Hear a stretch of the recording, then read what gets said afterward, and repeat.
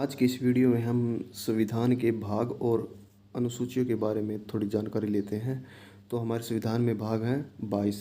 वैसे आखिरी की संख्या के रूप में हमारे संविधान में 22 भाग हैं, लेकिन वैसे गिने जाएं तो हमारे संविधान में 25 भाग हैं। ठीक है, तो भाग 1 क्या है?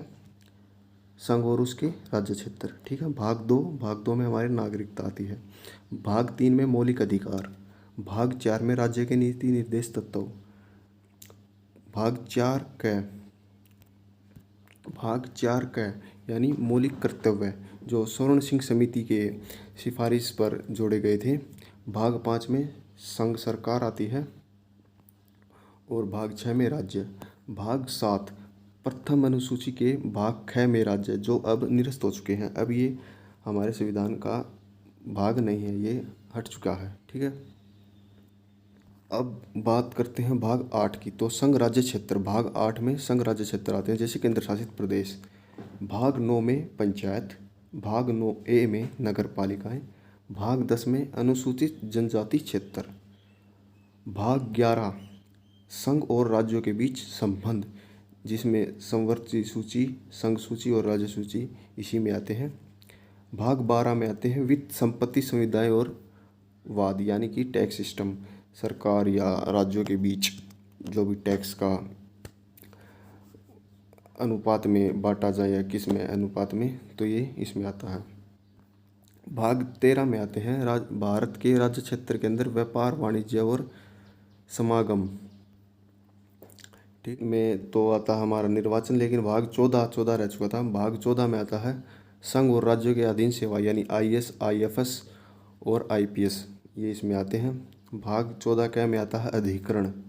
भाग 15 में मैं आपको बता चुका था निर्वाचन। भाग 16 में आता है कुछ वर्गों के संबंध में विशेष उपबंध, जैसे कि लोकसभा में एंग्लो इंडियंस होते हैं, विधानसभा में ये इसमें आते हैं। और भाग 17 में राजभाषा, हिंदी हमारी राजभाषा है।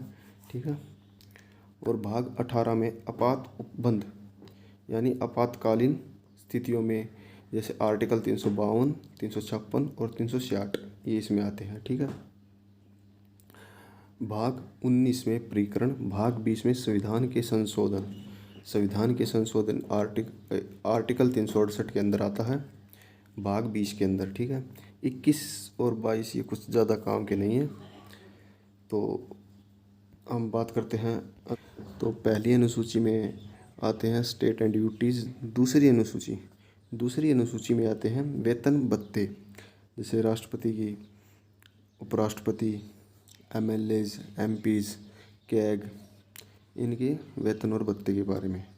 तीसरी अनुसूची में शपथ, राष्ट्रपति और राज्यपाल का जिक्र इसमें नहीं है। ठीक है, चौथी अनुसूची में राज्यसभा की सीटों का बंटवारा। पाँचवीं अनुसूची में जनजाति क्षेत्र, अनुसूचित जनजाति क्षेत्र। छठी अनुसूची में भी अनुसूचित जनजाति क्षेत्र है, लेकिन इसमें 4 राज्यों के नाम दिए हुए हैं, असम, त्रिपुरा, मेघालय और मिजोरम। सातवीं अनुसूची, इसमें 3 सूचियाँ आती हैं, संघ सूची, संवर्ती सूची और राज्य सूची। संवर्ती सूची पर कानून बनाने का अधिकार दोनों को है, राज्य को और संघ को, लेकिन अंतिम रूप से संघ सरकार का निर्णय मान्य होगा। और राज्य सूची पर राज्य सरकार का, संघ सूची पर संघ सरकार का। अब बात करते हैं 8वीं अनुसूची की। 8वीं अनुसूची में भाषाएं दी हुई हैं। पहले कितनी भाषा थी? 14 भाषा, लेकिन अब कितनी है? 22 भाषा। ठीक है, इंग्लिश इसमें नहीं है। 9वीं अनुसूची भूमि अधिग्रहण से संबंधित है। और 10वीं अनुसूची दल बदल कानून, अयोग्य सिद्ध होने पर हेड हाउस उसे हटा सकता है। 11वीं अनुसूची में पंचायत से संबंधित, 12वीं में नगर पालिका से संबंधित।